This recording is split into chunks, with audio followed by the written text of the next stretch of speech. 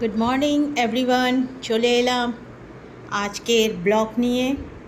আজকে সারাদিনে রান্নাবান্না মেনু নিয়ে। আজ আমার ভেজ থার্সডে, জানেন আজ আমার বাবার বার, তো আজকে আমাকে ভেজ খেতে হয়। আপনারাও জানাবেন থার্সডে কারা কারা ভেজ খান। আর ভেজের নতুন কি মেনু বানাতে পারি সেটাও একটু আইডিয়া দেবেন। আর ভালো কথা, আপনাদের ভালোবাসা অবশ্যই দেবেন, আমার ব্লগটাকে শেয়ার করবেন যতটা পারবেন। আর অনেকেই কমেন্টসে বলেছে যে আমি নাকি রান্নাবান্না দেখাই না, শুধু রান্না হয়ে গেলে দেখাই। অ্যাকচুয়ালি কী না ফ্রেন্ডস, আমার ভালো লাগে না রান্নাবান্না করতে গেলে, দেখাতে গেলে আমার কনসেন্ট্রেশনটা হারিয়ে ফেলি, তাই জন্য আমি রান্না করতে করতে দেখাই না।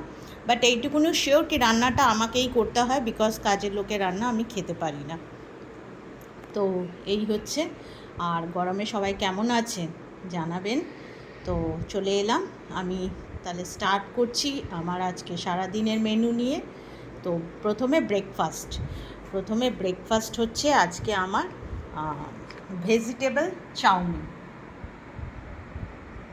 ভেজিটেবল চাউমিন বানিয়েছি, দেখতে পাচ্ছেন।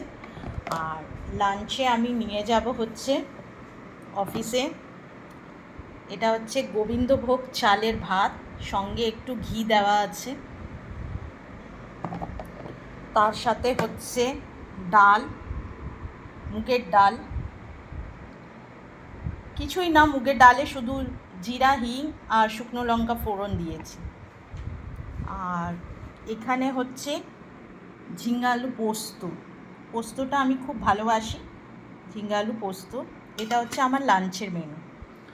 আর নাইটের ডিনারে হচ্ছে এই ভাত, গোবিন্দভোগ চালের ভাত আছে। আর এখানটায় ডাল আছে। আর রাতে এসে আমি ভাবছি পাঁপড় ভাজবো, এখন ডিসাইড করিনি, রাতে ডিসাইড করব, অফিস থেকে এসে ইচ্ছে করলে। আর এখানে হচ্ছে পোস্ত দিয়ে আলু ভাজা। এই হচ্ছে আমার আজকে রাতের মেনু। তো সারাদিনের আজকে আমার খাওয়া দাওয়ার এই মেনু, ভেজ, বুঝতেই পারছেন। আর ভেজ খেতে আমার এমনিও খুব ভালো লাগে। তো কাদের কাদের ভেজ খেতে ভালো লাগে জানাবেন। থ্যাংক ইউ এভরিওয়ান, সবাই ভালো থাকবেন এই গরমে।